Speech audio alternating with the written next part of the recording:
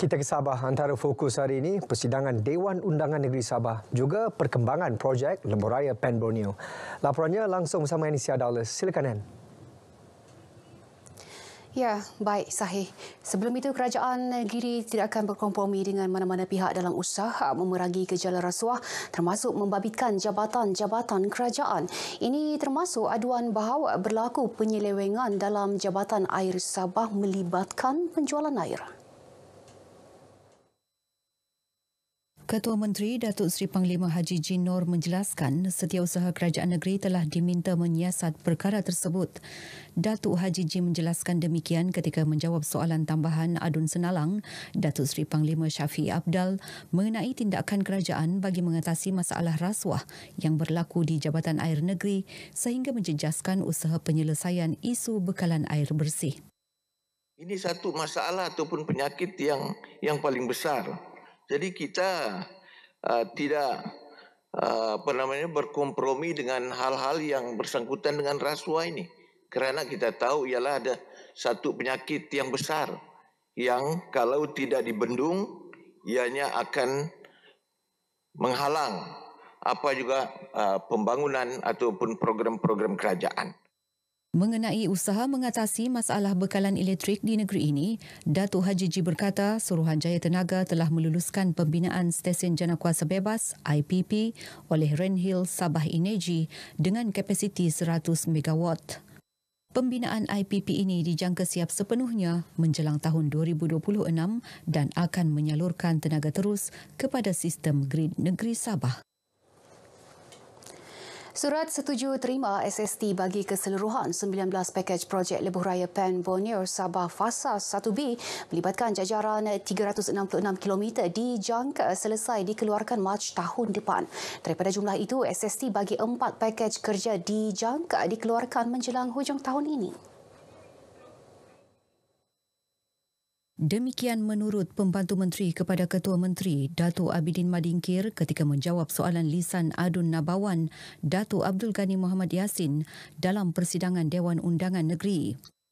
Datuk Abdul Ghani ingin tahu strategi kerajaan dalam menyelesaikan masalah prasarana dan infrastruktur keperluan asas rakyat. Menurut Datuk Abidin, kerajaan negeri juga sedang berusaha mengatasi masalah bekalan air. Kerajaan negeri juga sedang menjalankan kajian kabuli laksanaan untuk pembinaan empangan hidroelektrik di Ulu Padas Tenem dan juga empangan di Kaiduan Papar. Sekiranya kedua-dua projek berimpak besar ini direalisasikan kelak, ia mampu menampung keperluan untuk 100 tahun bagi utara, tengah dan juga selatan Kota Kinabalu. Manakala bagi mengatasi masalah bekalan elektrik, Datuk Abidin menjelaskan projek sambung tara talian penghantaran di antara Sabah dan Sarawak dengan jumlah kapasiti 30 hingga 50 megawatt sedang dilaksana dan dijangka siap pada 2025. Projek pembangunan Bandar Baharu Ulu Dusun Sandakan sedang dilaksana secara berperingkat tertakluk kepada kelulusan peruntukan kewangan dalam rancangan 5 tahun Malaysia. Menteri Kerajaan Tempatan dan Perumahan Datuk Dr. Joakim Gun Salam berkata, Lembaga Pembangunan Perumahan dan Bandar LPPB sedang giat membina 27 unit rumah kos rendah di kawasan berkenaan. Unit rumah kos rendah di Bandar Baharu berkenaan sebagai pemangkin kepada pertumbuhan sosioekonomi di kawasan tersebut.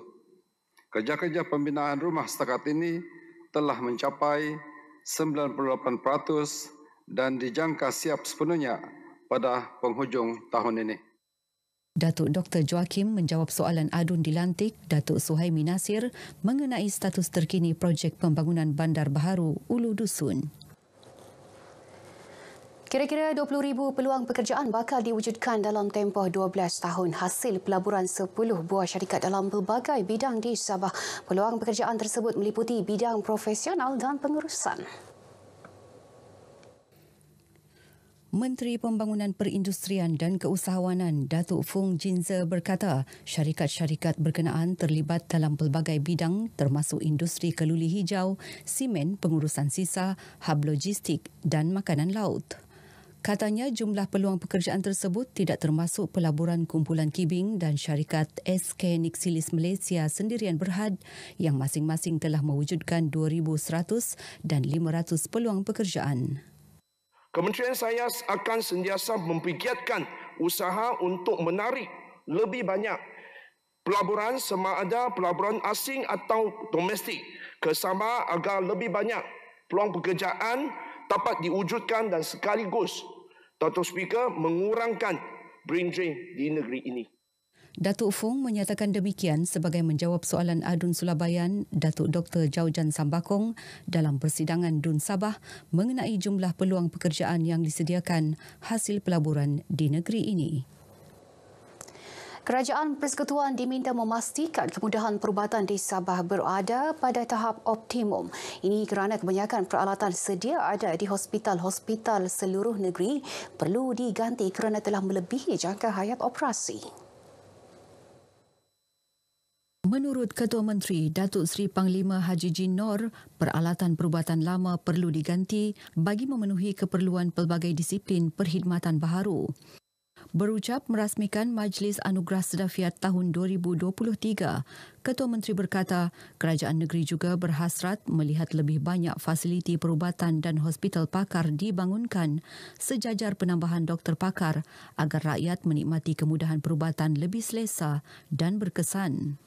Pada masa sama, klinik-klinik kesihatan awam perlu ditambah baik dan dinaik taraf agar mampu memberikan perkhidmatan lebih baik khususnya kepada masyarakat luar bandar.